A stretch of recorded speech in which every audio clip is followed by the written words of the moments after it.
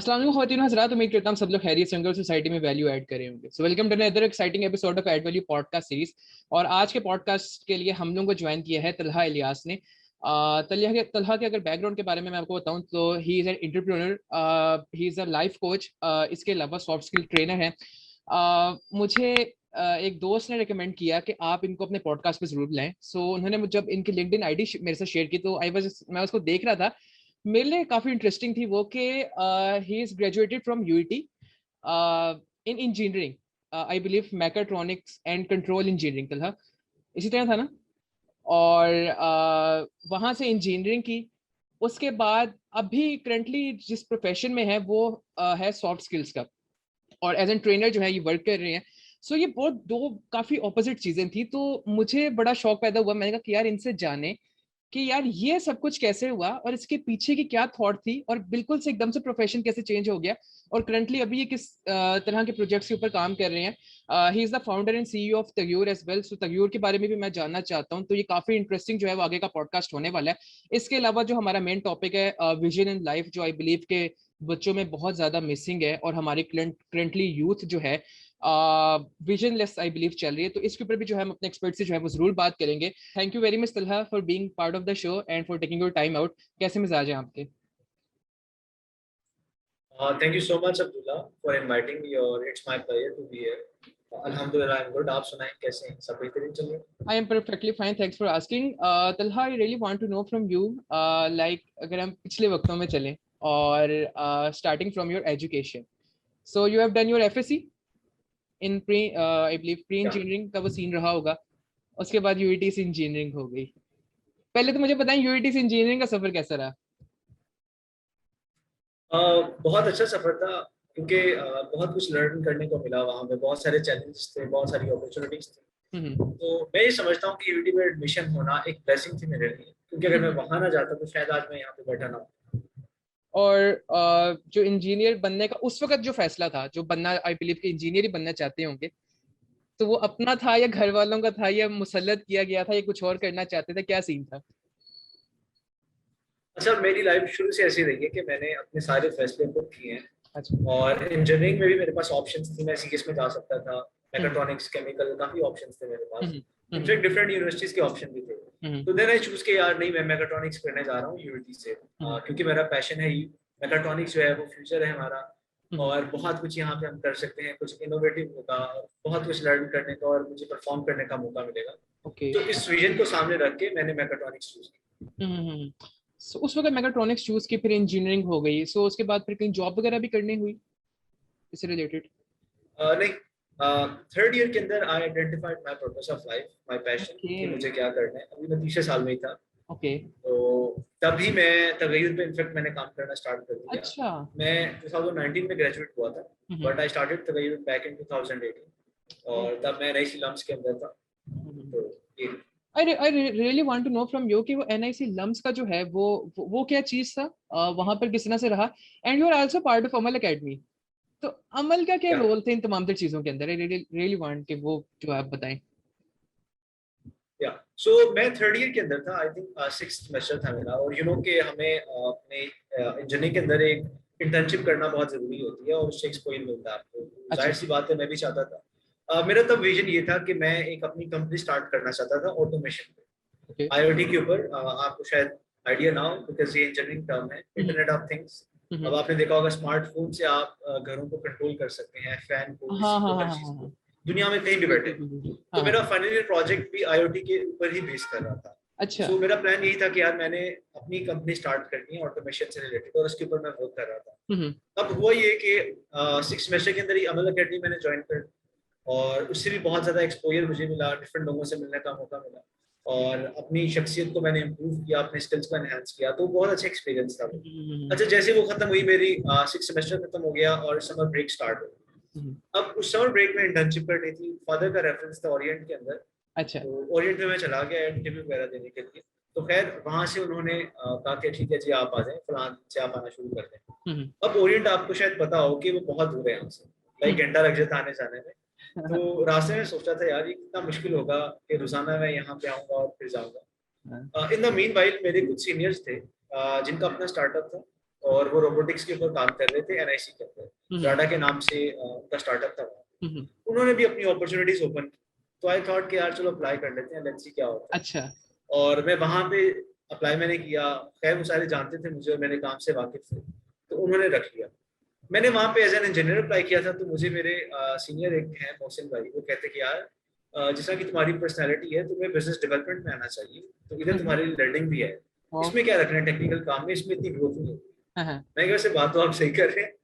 Then I choose कि यार चलो ठीक है, बिजनेस डेवलपमेंट के साथ जाते हैं। अब वहाँ पे मेरी ब्लेसिंग इन डिस्गाइज ये थी कि मैं एज अ इंटर्न था वहाँ पे स्टार्टअप में, लेकिन उनके स्टार्टअप के सारे प्रोसेस को मैं ऑब्जर्व कर रहा था कि एक स्टार्टअप किस तरह से चलता है, एक बिजनेस एस्टेब्लिश किस तरह से होता है। ओके। सोने पे सुहागा ही हुआ कि बिजनेस की जितनी ट्रेनिंग्स हो रही थी वहाँ पे, मैंने किसी ना किसी तरह उनकी एसेस ली कि यार मैंने भी जाना है मोहसिन भाई, मुझे आप अपने साथ लेके जाना। सही। और उनकी वन ऑफ द बेस्ट एक वर्कशॉप होती है डिजाइन थिंकिंग की, जिसमें शाहिद खान आते हैं USA से, स्पेशली 5 दिन का वो बूट कैंप होता है। ओके। तो मेरी यूनिवर्सिटी स्टार्ट हुई थी, तो आई चूज द डिसीजन कि मैं यूनिवर्सिटी नहीं जा रहा, मैं ये बूट कैंप लूंगा, पहला हफ्ता खैर है, मैं छुट्टी कर लूंगा अपनी यूनिवर्सिटी से। अच्छा। तो मैं यूनिवर्सिटी नहीं गया, मैंने वो बूट कैंप लिया, आई रिमेंबर दैट। और वो लाइफ चेंजिंग एक्सपीरियंस था मेरे लिए, बिकॉज वहां से मुझे बिजनेस की सारी सेंस आई, और फिर मेरा ये जर्नी जो तगीर का था वो स्टार्ट हुआ। Okay, quite interesting. तो वो एक चीज जो है वो गेम चेंजर जो है वो बनी आपके लिए, और वहां से जो है वो थिंग्स जो है वो चेंज हुई। सो तगय्युर का स्टार्ट हुआ, और you have done your fellowship in 2019।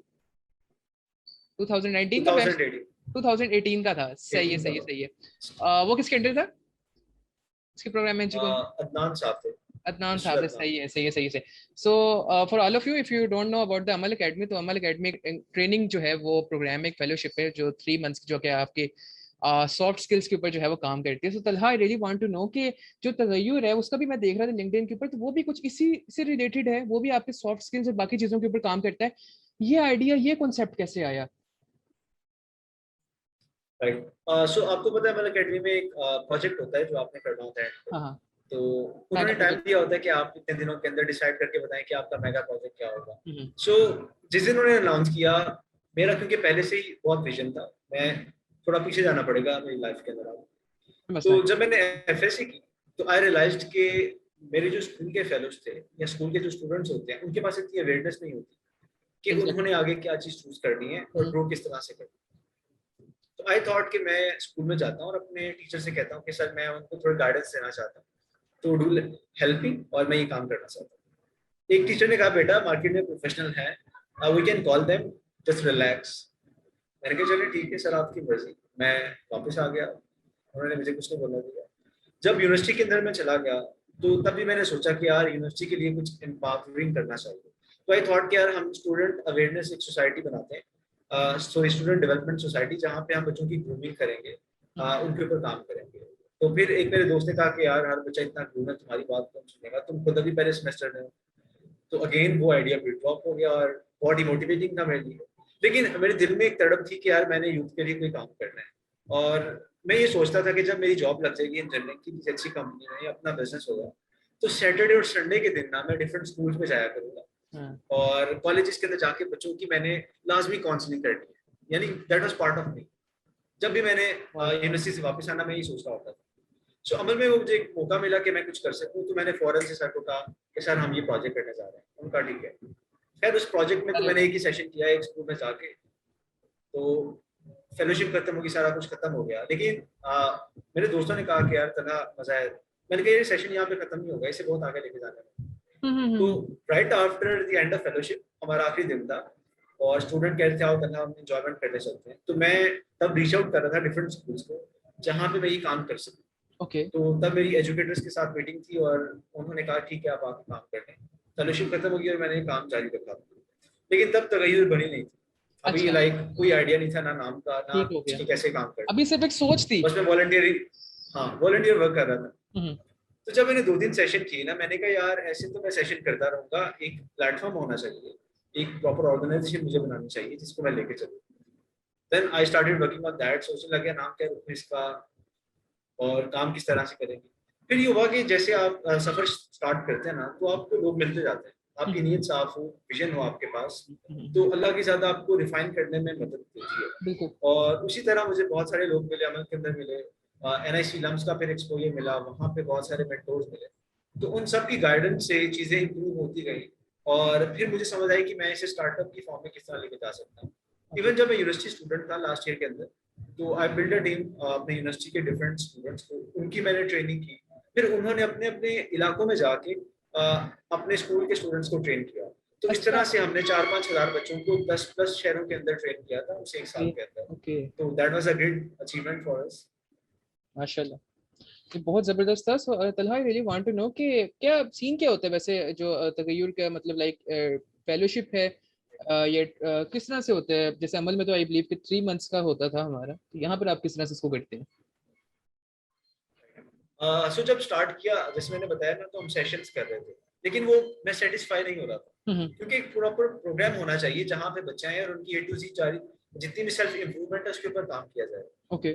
सो अमल से तो मैं ऑलरेडी था, तो अमल आपको पता है ज्यादा फोकस वो जॉब्स पे कर रहे होते हैं, आपके इंटरव्यू स्किल्स इंप्रूव हो रही होती हैं, आप CV बनाते हो, रेज्यूमे बनाते हो। बिल्कुल। तो मैं जो काम करना चाहता था, मैं पर्सनल डेवलपमेंट में करना चाहता था, क्योंकि मैंने खुद अपना जो सारा विजन, अपना पर्पस आइडेंटिफाई किया था, वो खुद सेल्फ एक्सप्लोरेशन का एक जर्नी था, तो ये उसका ही पार्ट था। सो व्हाट आई डिड, हमने बिकम योर बेस्ट वर्जन के नाम से एक स्लोगन बनाया अपना कि हम बच्चों के बेस्ट वर्जन पे काम करना चाहते हैं। जो स्टूडेंट्स हमारे पास आएंगे हम उनका बेस्ट वर्जन बनाएंगे। And how we can do that, जितने चैलेंजेस बच्चों को फेस होते हैं, जितनी उनकी प्रॉब्लम्स होती हैं, वीकनेसेस होती हैं, हम उन पे काम करते हैं। और ये बेसिकली भी सॉफ्ट स्किल का specifically 1 month long training program है, जिसमें बच्चों की कम्युनिकेशन स्किल, उनकी पब्लिक स्पीकिंग, उनके सेल्फ कॉन्फिडेंस, सेल्फ वर्थ, उनकी self discovery, passion, purpose of life, personality, उसके साथ साथ गोल सेटिंग, उसके साथ फ्रीलांसिंग, इन चीजों के ऊपर हम काम करते हैं। तो ये भी है जिसमें हम 1 मंथ के अंदर बच्चों को उनका बेस्ट वर्जन बनाने की तरफ। तो इसके साथ आपके साथ और कौन कौन लोग यहाँ पे इन्वॉल्व हैं? मतलब और भी काफी टीम है जो कि, क्योंकि आई बिलीव कि फ्रीलांसिंग या इस तरह की ये तो बड़ी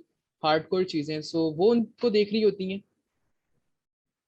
अच्छा, फ्रीलांसिंग ये लाइक जैसे मैंने बताया कि फ्रीलांसिंग और बिजनेस, इसमें हम जस्ट उन्हें किक स्टार्ट देते हैं। लाइक ऐसा नहीं है कि हम उन्हें पढ़ा रहे होते हैं कि फ्रीलांसिंग आप कैसे करते हैं। वी गाइड देम के डिफरेंट प्लेटफॉर्म्स हैं, लेकिन बच्चे स्टार्ट करते हैं चीजें। लेट्स से बहुत सारे बच्चों ने अपने डिजिटल बिजनेस स्टार्ट कर दिए, कोई ऑनलाइन शॉपिंग करवा रहे हैं लोगों को, मार्केट से कॉस्मेटिक चीजें लाके वो सेल कर रहे हैं, तो किसी ने अपना क्लोथिंग ब्रांड स्टार्ट कर दिया। इसी तरह फ्रीलांसिंग के अंदर जो स्किल्स बच्चों के पास होती हैं, वो उन्हें सेल करने की तरफ जाते हैं। तो वी जस्ट पूछते हैं कि आप कुछ ना कुछ करें, तो ये हमारा नहीं, बहुत जबरदस्त चीज है। और आई बिलीव अभी इससे पहले एक मैं पॉडकास्ट कर रहा था, तो हम उसमें यही बात कर रहे थे कि the missing thing in university, जो कि बहुत बड़ी चीज जो मिस आउट हो रही है ना, वो है आपकी पर्सनल डेवलपमेंट, जिसके ऊपर काम नहीं वो लोग कर रहे हैं, और पता नहीं करना भी चाहते हैं नहीं करना चाहते हैं, क्या उनकी सोच है, लेकिन ये एक गैप है मार्केट में। और उसके बाद जो है, कल ही मैंने तैयब खान के साथ पॉडकास्ट किया, आई बिलीव शायद आप जानते हैं उनको, भी अमल से थे, और वो भी अपना फ्यूचर प्रेप इंटरनेशनल जो है उसके वो CEO थे। वो भी इसके ऊपर काम कर रहे हैं, अमल काम कर रहे हैं, आप काम कर रहे हैं, माशाल्लाह। तो एक गैप है मार्केट में जिसको आप लोग फिल कर रहे हैं, तो ये बहुत जबरदस्त चीज है, क्योंकि ये होने की बहुत हद तक जरूरत है। सो बहुत ही जबरदस्त है। अच्छा Talha, I really want to know from you कि आप बच्चों से मिलते हैं, आप काउंसलिंग करते हैं, बाकी तमाम तरह चीजें उनकी देखते हैं, डू यू फील कि जो बच्चे हैं उनके पास विजन है लाइफ में? मोस्टली बच्चों की अगर हम इन जनरल बात करें, सो एक पहले तो मुझे बताएं कि how important is to have the vision in life, ये कितना इम्पोर्टेंट है, और मार्केट की सिचुएशन क्या है जो आप देखते हैं? ऑलराइट, सो देखिए, सबसे पहले तो बात ये है कि विजन के बगैर तो कुछ होता ही नहीं है, राइट। विजन एक पहला स्टेप है जो हर बंदे का होगा। पहले ख्वाब होते हैं, फिर ही आप पूरा करने के लिए जुस्तजू करते हो, हार्ड वर्क करते हो, कंसिस्टेंसी और बाकी सारी चीजें फिर बाद में आती हैं। तो ख्वाब से ही हर चीज स्टार्ट होती है, तो विजन तो होना बहुत जरूरी है। जहां तक रही बात बच्चों की कि बच्चों के पास है या नहीं, देखिए पाकिस्तान के अंदर 60% यूथ है। उस 60% का अमाउंट क्या बनती है? उस 60% में से कितने बच्चे यूनिवर्सिटीज के अंदर जाते हैं? उन यूनिवर्सिटीज में से कितने बच्चे मिडिल और हाई टियर यूनिवर्सिटीज में जाते हैं? बहुत कम चढ़ने जाते हैं। उन बच्चों के अंदर से कितने बच्चों को अवेयरनेस होती है कि उन्होंने अपने ऊपर काम करना है? उन बच्चों के अंदर से फिर कितने लोग इस तरह के प्लेटफॉर्म्स के लिए आते हैं? तो ये अगर आप इसको सारा क्या कहते हैं राइट डाउन करें, तो आपको पता चलेगा बहुत कम अमाउंट है जो बच्चे इस तरह के प्लेटफॉर्म की तरफ आते हैं। अब ये वो बच्चे होते हैं जो अपने करियर के लिए बहुत ज्यादा मोटिवेटेड होते हैं, कुछ करना चाहते हैं लाइफ के अंदर। इनके अंदर भी काफी बच्चे होते हैं जिनका विजन क्लियर नहीं होता, लाइक वेग आइडिया होता है लेकिन क्लियर नहीं होता, अनलेस एंड अनटिल आप किसी मेंटोर को ना मिले। बिल्कुल। तो वो क्लैरिटी की बहुत ज्यादा जरूरत है। तो मैं ये समझता हूँ कि बहुत कम बच्चे हैं जिनको एक्चुअली उनका विजन क्लियर होता है, क्योंकि हम लोग वो रैट रेस पे चले हुए हैं कि मिसाल के तौर पे मार्केट में जो बंदा आपको लगा कि अच्छा काम कर रहा है तो आप वही बनना चाहते हैं, क्योंकि आपको लग रहा है कि वो आप बहुत अच्छे हैं। अपार्ट फ्रॉम दैट कि आप देखिए कि यार आप किस चीज में अच्छे हैं, आप क्या कर सकते हैं, आपका विजन क्या है, आप करना क्या चाहते हैं, और देन आप चूज करें कि I will do this because सही दिस बात विल है। Fulfil my vision. और वो जो क्लैरिटी ऑफ थॉट की हम लोग बात कर रहे हैं, व्हाट डू यू फील कि क्लैरिटी ऑफ थॉट कैसे आ सकती है? अब हमने तो एक ये बात की, हमने बहुत सेग्रीगेशन कर लिया, हमने कहा कि 60% यूथ है, उसमें से भी कुछ बच्चे हैं जो कि कुछ सोच रहे हैं, लेकिन मोस्टली के पास क्लैरिटी ऑफ थॉट नहीं है। सो ये क्लैरिटी ऑफ थॉट तलहा कैसे आ सकती है? देखिए क्लैरिटी ऑफ थॉट, थॉट क्या है? थॉट बेसिकली इंसान का पार्ट ही है ना, हम्म दिमाग का हिस्सा है, हम्म दिमाग की इस्तेमाल करता है ये। तो हम्म थॉट्स में सबसे जरूरी है कि आपको पहले अपने आप का तो पता हो कि आप खुद कौन हो, आपकी क्या वैल्यूज हैं, आपकी क्या क्वालिटीज हैं, स्किल्स क्या है आपके पास, पैशन क्या है आपका, आपके बिलीव्स क्या क्या हैं, आप करना क्या चाहते हो, सोसाइटी को पे बैक क्या करना चाहते हो। जब आपको अपनी चीजों का पता होगा कि what you are and what you want to do, then फिर आपका विजन क्लियर होता है, देन आपको समझ आता है कि यार मैं क्या करना चाहता हूँ। इसकी बड़ी सिंपल सी मिसाल है कि लेट्स से आपके पास फोन है, इस वक्त कोई भी फोन पड़ा होगा, एंड्रॉइड होगा या आईओएस होगा, राइट?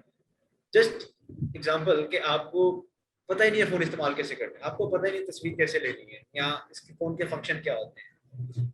जैसे कि आप आज से 3000 साल पहले के इंसान है और आज पहुंच गए आप मेरे सामने, तो आप तो इसे इस्तेमाल नहीं कर सकेंगे, आपके लिए यूजलेस चीज होगी, शायद आपके पास पड़ी रहे, आप ऐसा डेकोरेशन पीस रखें अपने पास, या शायद कभी आप कुछ करने की कोशिश करें लेकिन कभी भी आप इसे इस्तेमाल नहीं कर सकते, कभी नहीं कर सकते। सिमिलरली अगर हम लोग को अपने अंदर की एबिलिटीज का, अपनी वैल्यूज का नहीं पता होगा तो हम अपने आप को अच्छे तरीके से इस्तेमाल नहीं कर सकते। और इस्तेमाल ना करने का मतलब ये है कि कोई विजन नहीं होगा हमारा, कोई गोल्स नहीं होंगे, टारगेट्स नहीं होंगे, और हम बेहतर डिसीजंस नहीं लेंगे अपनी लाइफ में।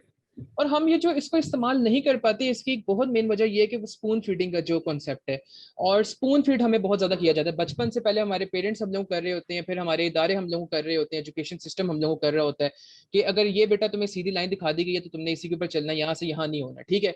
तो यहाँ से यहाँ हुई तो तुम्हारी ऐसी की तैसी, ठीक है जी। सो एक वो स्पून फीडिंग भी बहुत ज्यादा है। और आई बिलीव कि एक और चीज भी है, अच्छा ये तो चले, एक तो होगी थोड़ी सी मजाक में बात, लेकिन पेरेंट्स की तरफ से भी ये है कि वो एक तो डरते बहुत ज्यादा है कि यार हमारी औलाद जो है उसके साथ कुछ बुरा ना हो जाए, तो हम उसके लिए एक रोड मैप सेट करते हैं और हम उसको बताते रहते हैं कि बेटा अब ऐसे ऐसे ऐसे। जिस दिन जो है वो उनका हाथ सर से उठता है तो बेटा जो है वो कहते हैं ना कि वो बिल्कुल खाली हाथ, उसको पता ही नहीं कि करना क्या है। इतनी तो स्पून फीडिंग की आदत पड़ी हुई थी, या हमारे एजुकेशन सिस्टम की तरफ से इतनी स्पून फीडिंग की आदत बच्चों को पड़ी होती है। तो what's your thought on that कि अब इस चीज को कैसे काउंटर किया जा सकता है? यहाँ पे मेरा थोड़ा डिफरेंट पर्सपेक्टिव है, मैं दोनों एंगल से आपको बात समझाना चाहता हूँ। हम्म देखिए अगर टीचर्स आपको कुछ गाइड कर रहे हैं, स्पून फीडिंग कर रहे हैं, या पेरेंट्स कर रहे हैं, तो उसकी भी एक रीजन है। हम्म उसकी रीजन ये है कि वो बहुत केयर करते हैं आपकी, हम्म और उनको इतना एक्सपोजर नहीं मिला होगा, और हम्म उन्हें ये लगता है कि अगर आप नहीं बताएंगे तो बच्चा भटक जाएगा, और हम्म पॉसिबिलिटी है क्योंकि बच्चों के पास भी गाइडेंस नहीं होती, हम्म इतने मेच्योर नहीं होते। हम्म तो पाकिस्तान के कल्चर में ये एक रीजन बन चुकी है कि ना टीचर इतना अवेयर्ड है सिचुएशन से कि दुनिया किस तरह से जा रही है और क्या क्या अपॉर्चुनिटीज है, क्योंकि वो वही हम्म बच्चा है जिसके पास पास में कुछ नहीं था और बड़ी मुश्किल से वो टीचिंग वाली लाइन के अंदर आया। उसका इतना एक्सपोजर नहीं है, खाली उसने सिर्फ पढ़ाई है। एक तो ये रीजन है।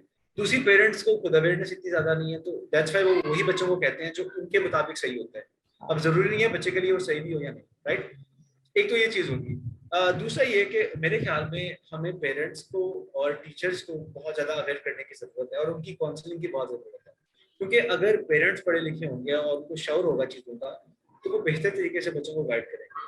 लेट्स से आप एक इवेंट ऑर्गेनाइज करवाते हैं, दुनिया के बेस्ट स्पीकर्स को बुला लेते हैं, कितनी देर के लिए आएंगे वो?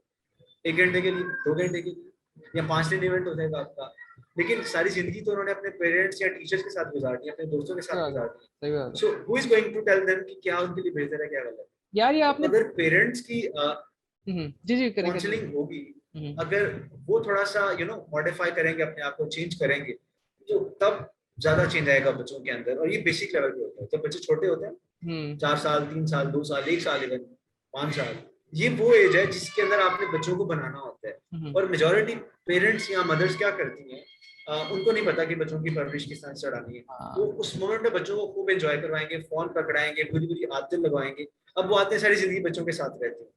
तो यहाँ पे अगर उन्हें पता हो कि बच्चों को नरिश किस तरह से करना है, that will create a difference. और I believe किस तरह से हम difference create कर सकते बहुत ही बेहतरीन पॉइंट आपने हाईलाइट किया है और आई बिलीव कि पेरेंट्स की काउंसलिंग की जो है वो बहुत ज़्यादा ज़रूरत है, लेकिन समझाए कौन। और वो जो एक बात आ जाती है कि जो बड़े कहते हैं कि हम तो बड़े, हम तो ठीक है, ठीक है जी, तो तुम चुप करके बैठे हो, हमने दुनिया देखी है, तुम्हें क्या पता बाहर क्या होता है और क्या हो रहा है।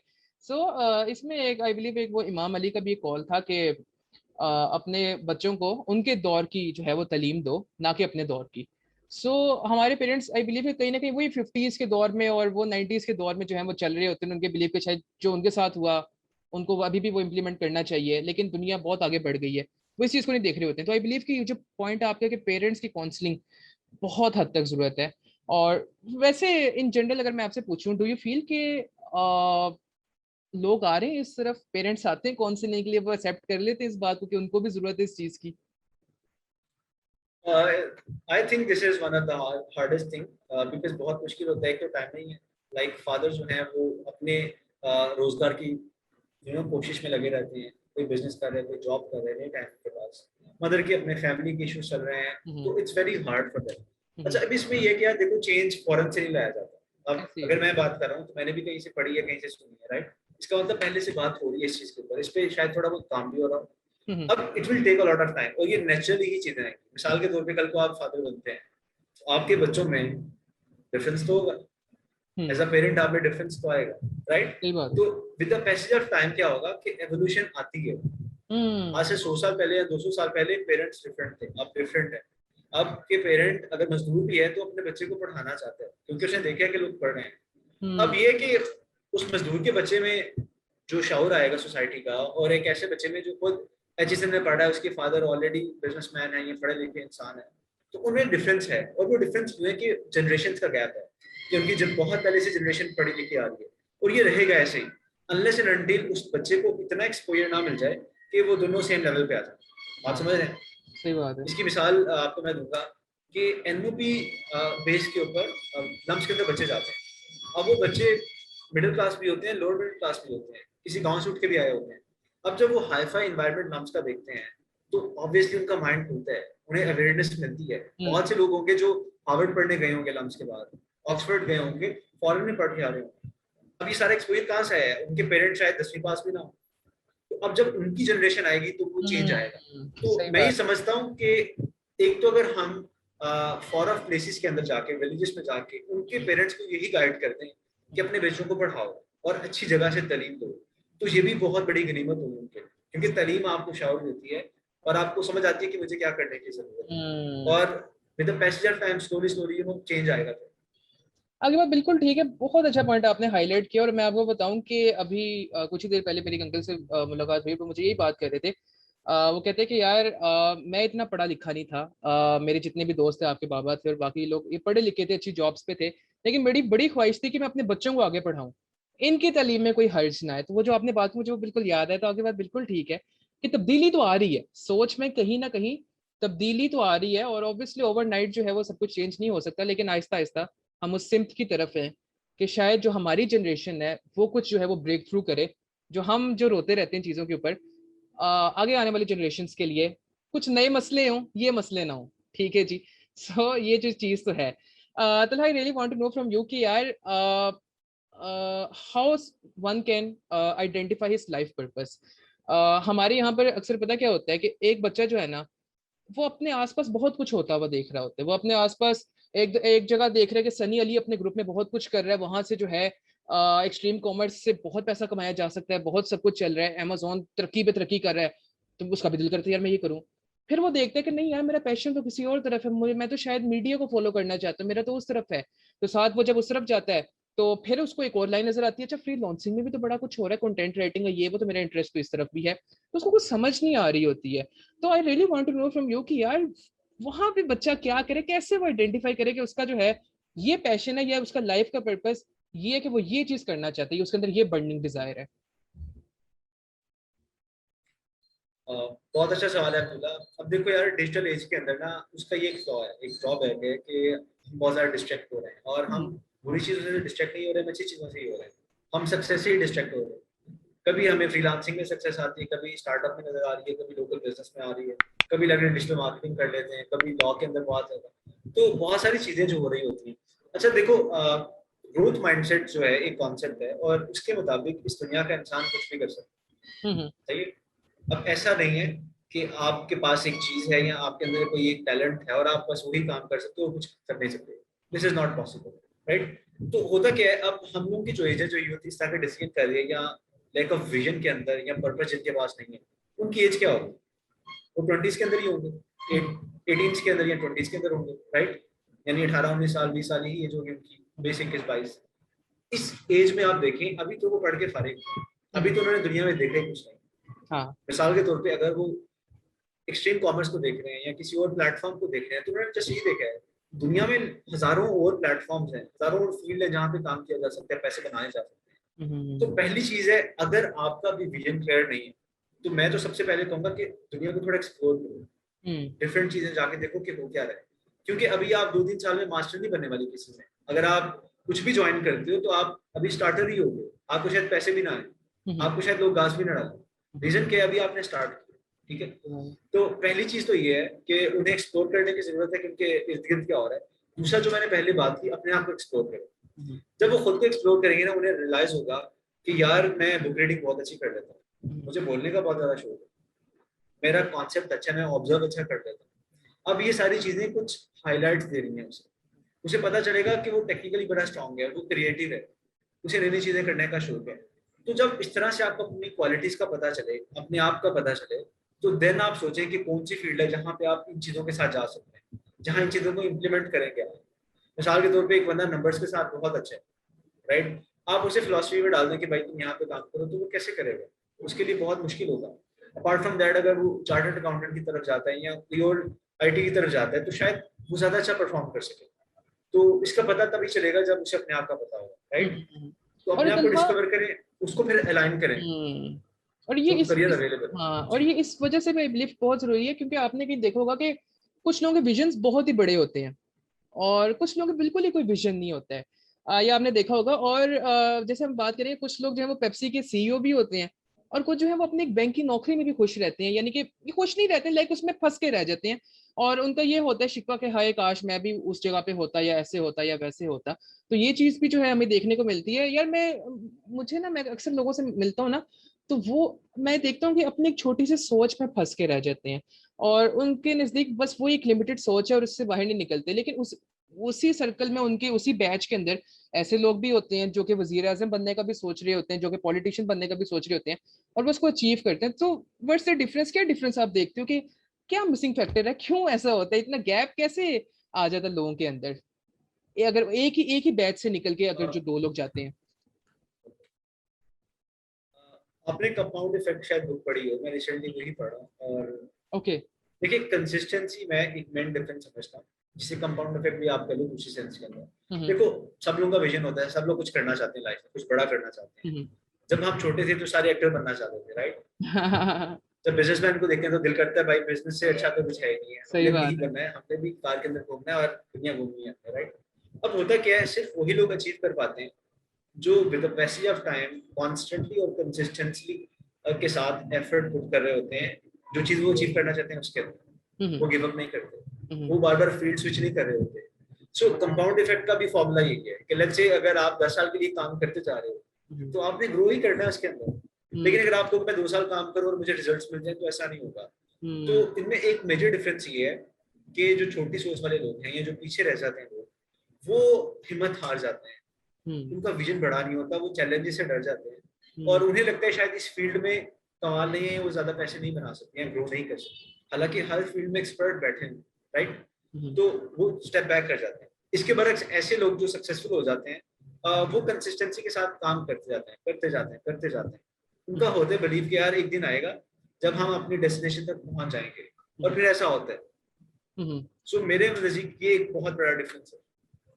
ये आपने बहुत अच्छी बात की, और आई बिलीव कि फैक्टर भी यही है कि जो है वो जो एक हम स्विच करते जाते हैं ना, जो आपने बात की वो वाकई सही बात है कि हम जैसे जैसे अपने इर्द गिर्द देखते जाते हैं कि अच्छा ये चीज अच्छी हो रही है, चलो इसकी तरफ चले जाएं, ये यहाँ से अपॉर्चुनिटी आ रही है। आई बिलीव मैंने एक जगह सुना था कि मैटर ये नहीं करता कि आपके पास जो है आप कितनी अपॉर्चुनिटीज को जो है वो आप ग्रैब करना चाहते हैं या आप ग्रैब करते हैं। मैटर ये करता है कि आप अपनी जर्नी में कितनी चीजों को पीछे छोड़ते हैं।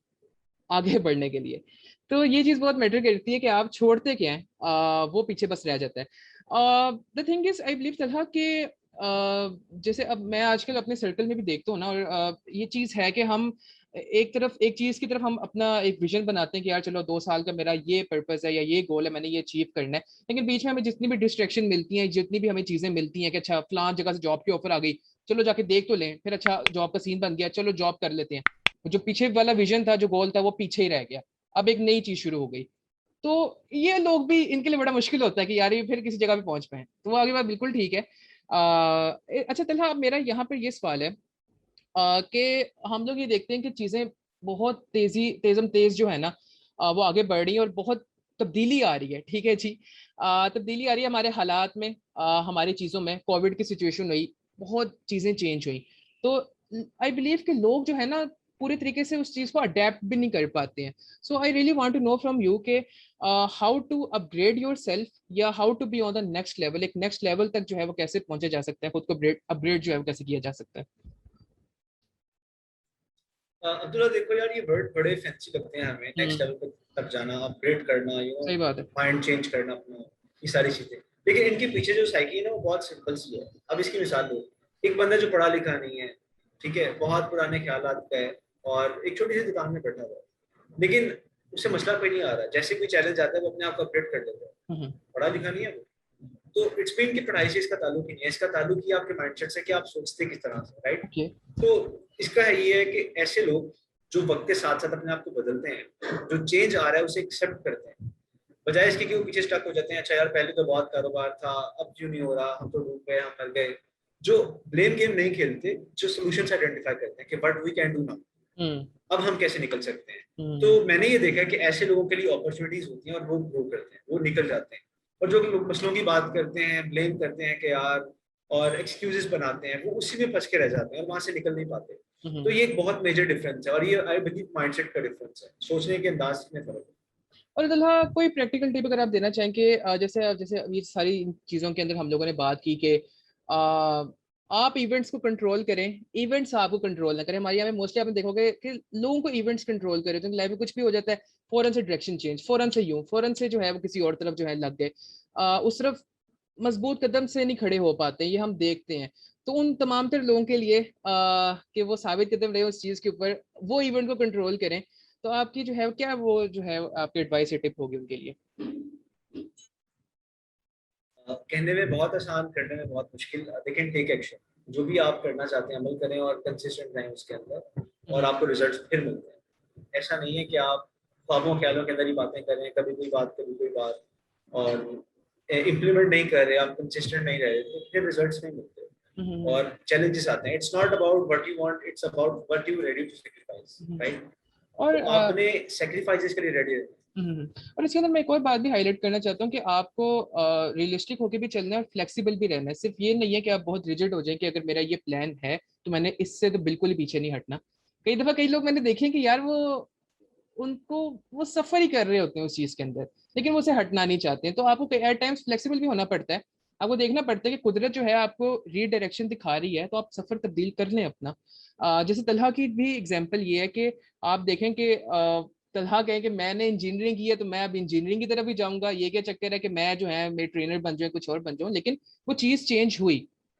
वो इंजीनियर आई बिलीव तलहा बनना चाहते थे, लेकिन वो चीज़ चेंज हुई और आप उसकी तरफ चले गए क्योंकि you feel the redirection from the nature कि हाँ यार अब मुझे लग रहा है कि इस तरफ मुझे जाना चाहिए या इस तरफ मेरा पैशन है। तो ये चीज़ें बहुत हद तक जरूरी है कि आप रियलिस्टिक होकर चीज़ों को जो है ना देखें और दूसरों की बात भी सुने। उस वक्त कई कई दफा हम ये कहते हैं कि दूसरों को नहीं सुनना चाहिए। आजकल एक बहुत ये टर्म आ गई भी है कि जो दूसरे कह रहे हैं बस जो है एक कान सुनो दूसरे कान से निकाल दो। आई बिलीव के मशवरे, वो कहते हैं ना हरकत में बरकत है, तो मशवरे जो हैं हो सकता है कोई मशवरा क्लिक कर जाए तो दूसरों को भी सुने और देखें कि कौन क्या बात कर रहा है, और फिर उस हिसाब से जो है अगर आपको बात ठीक लग रही है तो उसे अपना लें, नहीं लग रही है तो छोड़ दें पीछे। कोई जो है वो डंडे से थोड़ी ना कर रहा है। सो ये इसके अंदर बातें थी। Talha, I really want to know from you now कि हम लोग जो हैं स्पून फीडिंग की हम लोगों ने स्टार्ट में बहुत बात की, और आई बिलीव कि इसका भी कोई सोल्यूशन होना चाहिए कि how can we shift our mindset from spoon feeding to self feeding, कि हम स्पून फीडिंग से निकल के जो है ना वो सेल्फ फीडिंग की तरफ किस तरह से आ सकते हैं। देखिए, जो पेरेंट्स ये बात सुन रहे हैं, पॉडकास्ट सुन रहे हैं, उनके लिए भी है, और जो वैसे भी सबके लिए ये बात है। अगर आपके बच्चे हैं तो बचपन से ही उन्हें अपने डिसीजन खुद लेने दें। उन्हें कि बेटा जैसे आपकी मर्जी, अगर कोई ड्रेस चूज करना है उन्हें क्या आप चूज करो, अगर उन्होंने कोई स्टडी का डिसीजन लेना उन्हें क्या आप डिसीजन गाइड कर दें उन्हें, आपके बेटा इसके ये कॉन्सिक्वेंसेज हो सकते हैं, इसके ये। लेकिन बच्चों को स्टार्ट से ही आदत डालने कि वो अपने डिसीजन खुद लें। जब डिसीजन एक बच्चा खुद लेना स्टार्ट करता है तो उसको फीडिंग नहीं कर रहा होता, राइट। उसे शौर आ रहा होता है, वो अपने दिमाग को चला रहा होता है हर फैसला करने से पहले कि व्हाट इज राइट और रॉन्ग फॉर मी, राइट। तो मैं इसका क्रेडिट अपने फादर को देता हूँ कि मैं स्टार्ट से, बचपन से ही मैं अपने डिसीजन को देता रहा हूँ। उसकी रीजन ये, मेरे पापा ने कभी फोर्स नहीं किया मुझे कि आपने ये करना है या ये करना है। और उसका मैं ये बता सकता हूँ कि मेरी जिंदगी में कितना ज्यादा मुझे फायदा हुआ, बहुत ज्यादा फायदा हुआ। बहुत जबरदस्त बात है। और हाँ, आपने एक चीज तो देखी हुई होगी कि कई कई दफा जो है ना, कई लड़कों में भी बड़ी लड़कियों वाली आदतें होती हैं, और वो कई कई दफा उनके पीछे लोग ये कह रहे होते हैं कि यार, क्योंकि हर वक्त घर बैठा रहता है, पेरेंट्स जो है बहुत ही पैम्पर्ड करके रखते हैं, बाहर ना हमारा बच्चा फिरे, उसे कुछ हो ना जाए, निकले ना। लेकिन उसके नजदीक उसके जो है बरक्स जो है, अगर आप उन बच्चों को देखें जिनको पेरेंट्स से फ्री हैंड हो, कहते खुला आजाद हो बेटा हमारी तरफ से, हमें तंग ना करो। बल्कि हमें तंग ना करो, इसको तो निकाल दें, वो तो खैर किसी और सेंस में चली जाएगी। वो तो मोबाइल देके भी बच्चों को यही कर देते हैं कि हमें आप तंग ना करें, मोबाइल से खेलते रहे। वो चीज नहीं, लेकिन जो बच्चे जो हैं, जो पेरेंट्स जो है, जो अपने बच्चों को थोड़ा सा फ्री हैंड देते हैं, जरा खुला छोड़ते हैं कि खेले भी, दूसरों से मिले जुले भी, इंटरेक्शन भी करे, तो उनकी पर्सनैलिटी और इनकी पर्सनैलिटी में बहुत ज्यादा फर्क होता है। तो आपकी बात बिल्कुल ठीक है कि उन बच्चों को फैसले करने दें, बचपन से फैसलों की आदत पड़ेगी तो लाइफ में आगे जाके बहुत बेहतर जो है वो फैसले कर पाएंगे। और आई बिलीव, मेरे किसी से ये बात हो रही थी डिसीजन मेकिंग के ऊपर ही, तो मैं उनसे ये बात कर रहा था, मैंने कहा कि यार डिसीजन मेकिंग कैसे अच्छी हो सकती है। तो उन्होंने भी ये बात की थी कि जब तक आप फैसले नहीं लोगे, कभी भी आप डिसीजन जो है अच्छे नहीं कर पाओगे। फैसले करते रहोगे, एक दिन ऐसा आएगा कि खुद ब खुद जो है ना, इतनी मेच्योरिटी आ जाएगी कि आप अच्छे फैसले ले सकोगे। तो ये तमाम तरह इन चीजों की बात थी। Last but not the least, Talha, we are closing to our 1 hour mark conversation. I really want to know your future plans, कि आप लाइफ में फर्दर आगे क्या प्लान्स हैं आपके? देखिए, आई एम अ बिलीवर के जो प्लान्स होते हैं वो करके दिखाने चाहिए, बजाय इसके कि आप थोड़ा बोलते हैं कि मैं ये काम करने जा रहा हूँ। बट या मैं इंशाल्लाह तगीर को भी आगे लेके चल रहा हूँ, और कुछ इंशाल्लाह। प्रोजेक्ट्स भी हैं जिन पे मैं काम कर रहा हूँ। हम्म। तो आई होप कि अल्लाह के साथ मदद करेगी और मैं ज़्यादा इम्पैक्ट क्रिएट कर सकूंगा पाकिस्तान की यूथ के लिए यू वांट टू डिस्क्लोज और दोस अपनी प्रोजेक्ट्स, फैमिली के लिए। कि अभी नहीं, अभी नहीं, पर्दा ही रखना नॉट येट। है? नॉट येट, चले जबरदस्त। हमारी बेस्ट विशेस आपके साथ हैं कि आप जो भी करें, अल्लाह अल्लाह जो है आपको उसके अंदर तरक्की दे, और आप जो है वो सोसाइटी के लिए एक वैल्यू ऐड करते रहे अपनी साइड से। So thank you very much Talha, it's been an honour to have a conversation with you. मुझे पर्टिकुलरली बहुत मजा आया, मेरे लिए सीखने के लिए बड़ा कुछ था इसके अंदर। आपकी इनसाइट्स जो हैं बहुत जबरदस्त थी। And for all of you, if this conversation add value in your life, so do give it a like. Like करेंगे तो उससे हमारी रीच बढ़ेगी, ज्यादा लोगों तक हमारी जो है ये कन्वर्सेशन पहुंच सकेगी।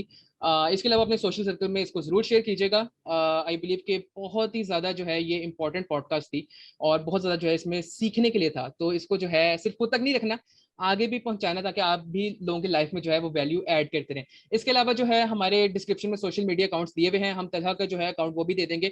आप तलहा से भी कनेक्ट कर सकते हैं, हमसे भी कनेक्ट कर सकते हैं। इसके अलावा हम डिफरेंट कंटेंट वहाँ पे अपलोड कर रहे हैं, जो कि डेफिनेटली आपकी लाइफ में वैल्यू ऐड करेगा। इसके अलावा चैनल को सब्सक्राइब कर दें, बेल आइकन को प्रेस कर दें, ताकि आगे आने वाली नोटिफिकेशन आपको मिलती रहे और आपकी लाइफ में मजीद जो है वो वैल्यू ऐड होती रहे। So that's it for now. This is Abdullah Jat signing off. Until next time, अपना बहुत सा ख्याल रखें, सोसाइटी में वैल्यू ऐड करते रहें। आप लोगों से मुलाकात होगी इंशाल्लाह नेक्स्ट पॉडकास्ट में। खुदा हाफिज।